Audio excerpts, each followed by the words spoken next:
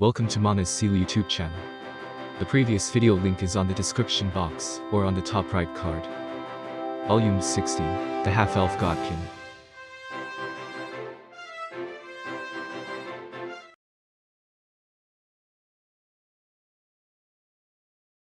She couldn't feel happy that she made her opponent use a 6-tier spell. She was not certain that was the last scroll the girl had. Maybe she had multiple, stowed away. In that case, there was no chance of Zesshi winning if she fought, like usual. But she had a trump card that could kill the girl, however many scrolls of heal she might have. That said, she shouldn't use it yet. She should try other methods first. First of all, she probably wouldn't have used heal for just a scratch. So, considering that she could attack the girl to deal a lot of damage, she should just continue attacking without giving her a chance to use heal. After deciding on that plan, Zesshi took a stance with the great scythe again. While the martial arts that raised her abilities were still active, she approached the girl in a single move. She would aim for the wrists next. What? The girl didn't look like she was going to avoid it. Previously, it was because she wasn't able to catch up with the sudden increase in Zessie's abilities, but this time it was different. It felt like she didn't even intend to defend. For a moment, the previous exchange of blows surfaced in Zessie's mind, but there was no choice for her, except to attack at this stage. She spun her body like a top right at the edge of the girl's reach, swinging around the great scythe with the greatest inertia possible, and hitting the front of the girl's arms. The blade went through her body, causing the girl's arm and armor to fall to the ground, with a spray of blood or not. The girl's wrists were unharmed even after receiving the slash that easily cut through all the armor it had met until now. It felt tough. Completely different compared to her navel.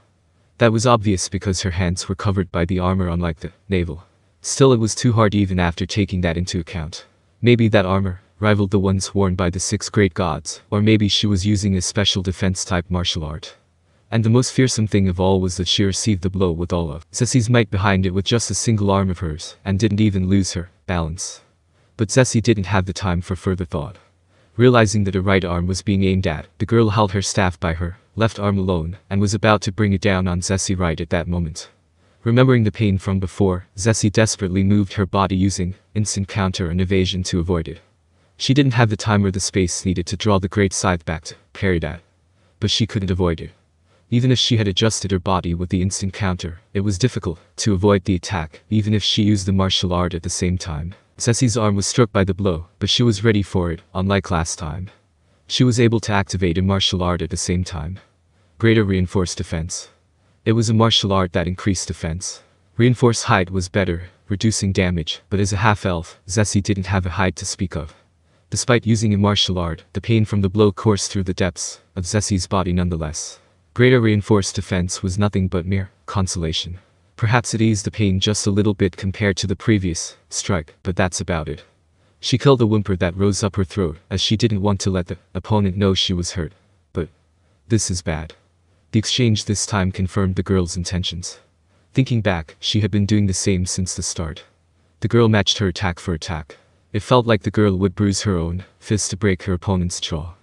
It was possible that she was doing this because she couldn't hit Zesshi if they fought normally, but that was probably not the case. The girl intentionally chose to fight in this way. She is confident about defending a tank like Seterin. That's why she left her navel exposed. Because she will heal any damage with heal. It was sound to assume that this girl who rivaled Zesshi in her strength was a tank specialized in defense, who could use magic but was slightly bad at offense. That blow from before was just a bit too strong for this to be the case though. Or perhaps that staff was a magic item of enormous power. It couldn't be cut, even by a weapon of the 6 great gods, so that was entirely possible. Her suspicion that this girl was probably the same one that had been beside the Sorcerer King deepened by the second. If it was the Sorcerer King, the one who could cast tremendous magic and who led monstrous armies, it was possible that he would have such stupefying gear in his treasury that he could lend out to one of his underlings. After putting a little bit of distance between them, Zesshi keenly observed the girl's movements while taking a stance with the great scythe. The girl stood solidly, rooted to her place. In contrast, she had to jump in and out throughout the exchange. This battle was slowly devolving into a foregone conclusion between a superior and inferior. It's really bad. If you asked her who had the advantage at the present, she would answer that it was the girl. She had received Zessie's attack with her body, and in return hit Zesshi with a single unavoidable attack every time. Health, defense, offense, and healing magic. She couldn't understand which of those the girl placed her confidence in. The fact that the girl chose to trust the simple method of trading blows with her and healing afterward showed that she was confident in winning if she continued to do so. Though it was also possible that she was intentionally fighting with a handicap to make Zesshi reveal her hand. Considering that the girl didn't seem like she intended to attack proactively, it was also possible that she was just stalling for time until her comrades arrived. Zesshi didn't know how strong the girl's allies were, but their addition would solidify the tides even further against her. That could be the reason why this girl chose to fight a war of attrition that was sure to accumulate damage on both sides. There was little Zesshi could do here. The ideal development was to beat her at her own game while playing along with the opponent's strategy.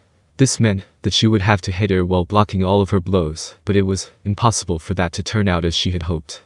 The girl's armor was impossibly strong, so she would have to approach quite close to her to be able to land an effective hit. Then, the girl would certainly aim for the gap in her defenses that would be created while she was focused on landing the hit. What should she do then? Such a difficult question. Should I use them? Zesshi glanced at the great scythe in her hands for a moment. Used by the god Sarshana in the past, Charon's guidance was made from metal that was yet to be discovered by the theocracy. Its extreme toughness and offensive strength were suitable traits for a god's weapon. It also enabled the wielder to cast death 2 times every 8 hours. And there's even more. Undead Flame, that added negative energy damage to his attacks. Undead Avoidance, which protected the wielder from undead without intelligence. Create Undead, that literally created undead. Disease, that could cause illness. Sleep to the Undead, which triggered a chance to destroy the undead without turn resistance in a single hit. Evil Eye, which lets you select an ability from the different gaze effects. Death Mask, which defended the wielder from gaze attacks while strengthening the fear effect caused by the user. Hand of Glory, which could be used in 2 ways. She could choose among them and use them 5 times every 4 hours. Other than this, it could also summon the special undead, Spartiate. It was similar in ability to the 5th tier summon Heavy Skeleton Warrior, but with superior gear. However, they were also weaker in a sense because buffs from special skills wouldn't affect them. This scythe could create a total of 30 every 24 hours, with a limit of 5 being active simultaneously. This weapon was an extremely powerful magic item. It made her feel like it was too soon to start thinking about using her hidden cards. Revealing her own hand while knowing nothing about the opponents would push her into an inferior position on a mental level, which was not good. She should try out a few more things with this simple method of fighting. Hey, excuse me, aren't you coming? Zesshi clicked her tongue loudly at the girl's hesitant question. She wants me to attack. This brat. Then, how's this? Zesshi jumped backward while activating a martial art at the same time. After using double air slash, steeled arm strike, and flow acceleration, 2 blades of air flew from the arc created by the slash of the great scythe. The girl moved into their trajectory. Yes, into their trajectory. Martial arts that produce ranged slashing attacks like air slash were generally weaker than physical hits. Still, one had to be mad to move forward, while taking them head-on without a second thought. No, I did the same thing to that child in the Black Scripture. This would be seriously taxing on anyone's mental state. The girl only made an expression of slight pain which looked too fake when the blades of ore hit her. The moment she had Zesshi in her range, she swung her staff without even trying to hide her intention. Zesshi managed to avoid it, but barely. The girl's attacks didn't pass the warrior's bar as usual, but they were always the most efficient attacks. In the beginning, Zesshi was able to avoid the attacks somehow, but now, even if she was completely ready, even the slightest delay in response would guarantee the blow connecting with her. Laugh, laugh. Make her think that I can see through her. Zesshi pursed her lips into a thin smile and started laughing, loud enough to make the girl hear. She wondered whether or not she had succeeded. Her stiff smile got hit, again. It will be bad if I don't preserve enough power to use greater evasion. She tried to create distance between them by retreating backward, but the girl matched her speed by advancing ahead. She couldn't widen the gap at all. Spartiate. 5 undead appeared like a wall between the girl and her. The girl's first blow immediately took one down. The 5 Spartiates would need 5 hits to be dealt with at most, but that was enough for her. Zesshi kicked the wall and leaped in the air, nearly grazing the ceiling while trying to land behind the girl. Just when she thought that the girl had sunk her body down a bit, the girl kicked the floor with enough force to break it into pieces and jumped backward. She probably disliked getting pincered. The Spartiates weren't much of an opponent for her, but they could bother her enough to divert her attention for a bit. It was not like the Spartiates had been able to damage her after all.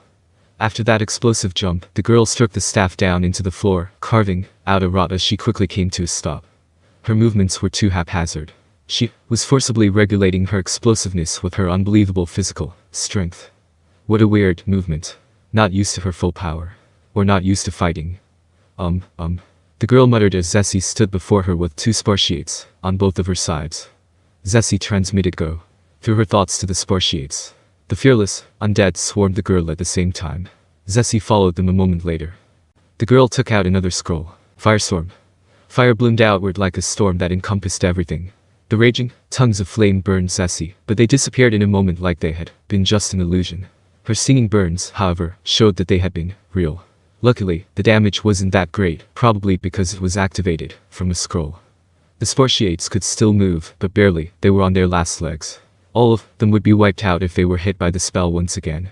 Zesshi swung the scythe horizontally with her body as the axis, and hit the girl with the pommel of the scythe. She wasn't exactly sure because she had hit the armor, but it didn't feel like the girl was particularly hurt from the hit. The Spartiates matched her attack and threw all of their spears at the same time, but a single swing of the staff, strong enough to create a gale around, took care of them. Just as she thought, only Zessie's attacks could reach the girl. Taking advantage of that moment, Zesshi again started rotating as if she was dancing, going low across the floor like a spider and attacking with a very low slash at the girl's ankles. Meanwhile, one of the Spartiates was split into 2, disappearing into the air, just like that. But that's what summoned monsters were good for.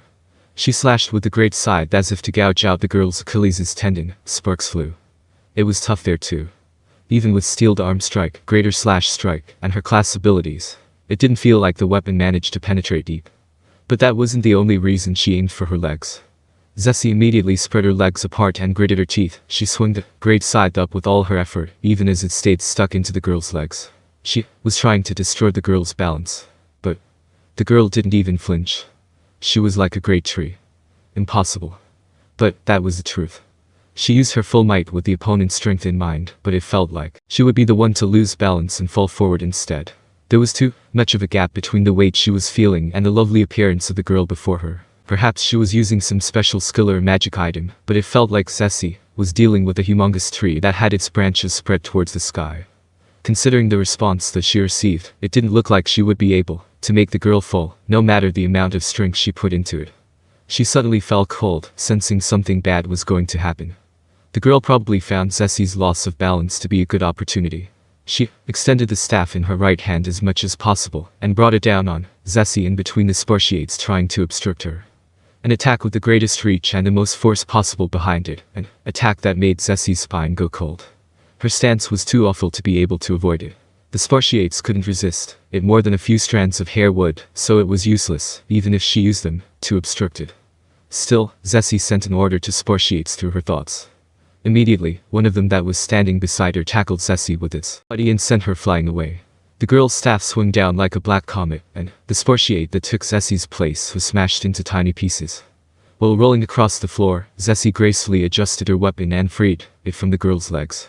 In the same motion, she quickly stood up, holding the great scythe in front of her, as if to hold back the girl. But the girl didn't follow with an attack on Zesshi. With a violent motion of her body, black winds raged, and the Spartiates were blown away into pieces.